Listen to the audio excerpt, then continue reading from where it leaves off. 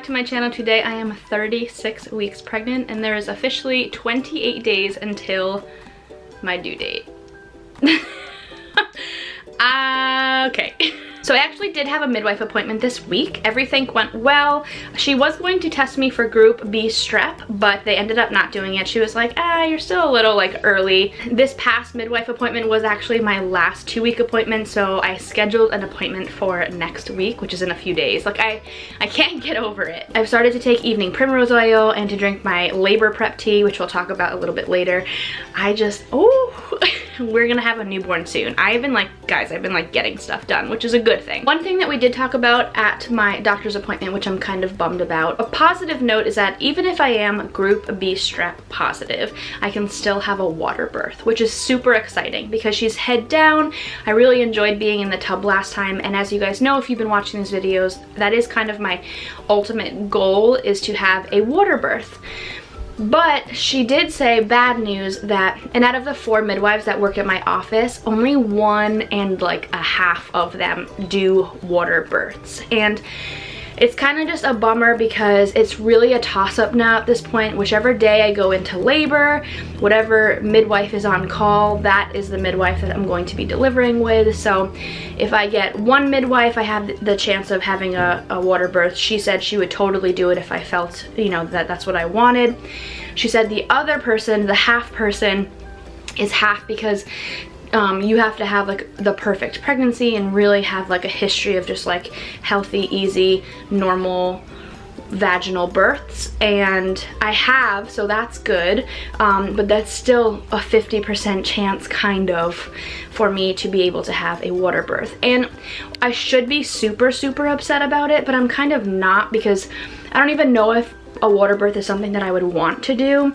I do know that I liked being in the tub last time, so I'm going to plan on laboring in the tub a lot. But the whole like act of pushing while in the tub, I don't really know if that's something that I need, if that makes sense. So I'm not too upset, but it does kind of like put a damper on things that like I might really actually not be able to do it if I do want to. Another bummer. There is this doctor. If you guys watched our whole miscarriage experience, you will get a first-hand account as to how this doctor handled my miscarriage. He was so nasty and disrespectful. He made fun of me for not wanting to have sex like a week after miscarrying. I was still like spotted. It was just horrible. I was just like grieving and upset and just trying to work through it, and he like literally laughed in my face and was like, well, to each their own, I guess, when I said that I wasn't like having intercourse because it wasn't something that was really on my mind at that time. It was just really heartbreaking and discouraging, and just like really made me feel, it just made me feel really bad. I honestly, for personal reasons, don't want a male doctor to begin with. That's an entirely different story for another day. I asked my midwife when he was on call and if there was another midwife on call during that time, because he's actually an OBGYN, and she said that on Wednesdays he's the only person who's at the hospital. So if I go into labor on a Wednesday, he's delivering my baby. And I'm like very adamant about the fact that he doesn't come anywhere near me. So it's kind of makes for a tricky situation. I just, guys, pray for me that I don't go into labor on a Wednesday.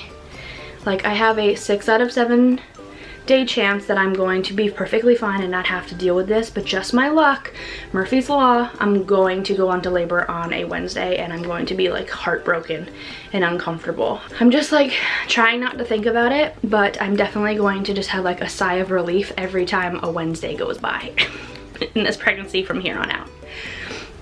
But that is it for updates. Let's go over my symptoms.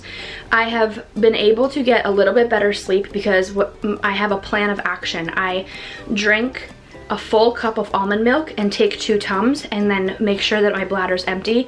I go to bed and I'm able to sleep for like a good 3 to 4 hour chunks, which is so refreshing because I was at like a 45-minute span for a while there with like my heartburn just like raging. I've also cut out like all sweets out of my diet, and I've been definitely feeling a lot better, a lot more energy, and my heartburn hasn't been like nearly as bad. I am out of breath. If you guys can't tell, I'm definitely out of breath. She's moving a ton. I've noticed a little like section on my belly, like tiny, like a little bit, like a $half size of stretch marks right by my belly button. Cooper. I have been feeling puffy and just like overall uncomfortable. My clothes aren't really fitting me right. She's definitely like lowering down into my pelvis, because when I wake up in the middle of the night, my like pelvis really aches, and like my pubic bone. I've definitely had an increase in cervical mucus. I think that it's just like everything starting to just kind of happen. Other than that, I've been okay. For cravings, I haven't really craved anything. I've started to just feel like I have no room at all in my belly for anything. I just am feeling blah and don't really crave any food at this point. Let me show you my big old baby bump.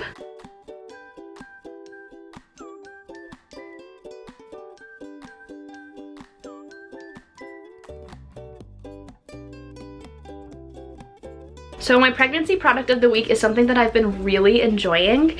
I'm sure you guys have heard of this brand before. If you haven't, you're welcome.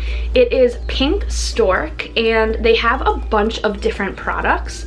I have from them, I got the labor prep tea, the magnesium bath flakes, and the liquid gold tea. So it's like for breast milk and for producing like more breast milk. So obviously I'm gonna take that one after, but this is the labor prep tea.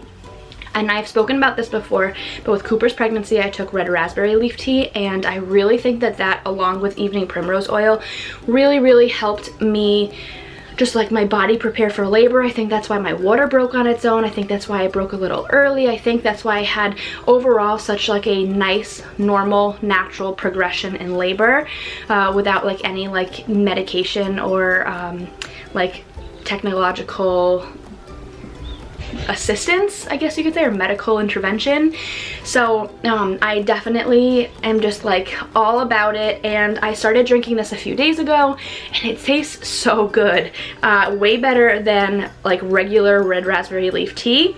And in it is red raspberry leaf, nettle leaf, chamomile flowers, rosehip fruit, oat straw leaf, and stevia leaf. So I think the stevia leaf is actually like sugar. And because it does have like a very subtle sweetness to it, but it's a really good tasting tea. And what I love about it is the fact that I can fill my Yeti and it becomes like, I think 16 ounces or like 24 ounces, I don't know. But I can use one tea bag for one full Yeti. I'll link it on our Amazon list so that you guys can like find a place for it, and then that link will be in the description of this video always. It's in every one of my videos. Yeah. It's good. It's worth trying, definitely. Thank you guys so much for watching this video as always. Just to let you guys know, we officially have a video that's private in our queue. And what this video is like a 3-minute video announcing the fact that I am currently in labor. So when my water breaks or I start having contractions and we know that it's go time, I'm going to go onto my phone and I'm going to make the video from private to public so that you guys know right away that things are happening, that I'm in labor.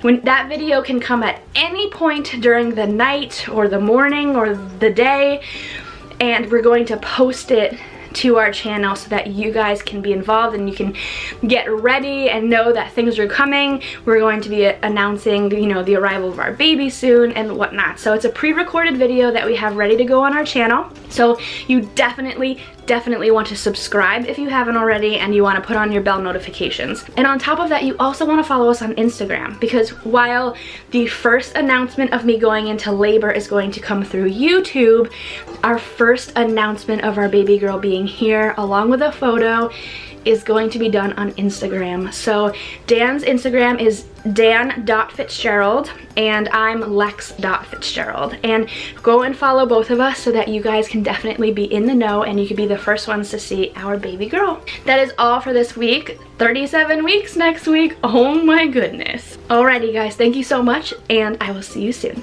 Bye. You set my world on fire. You set my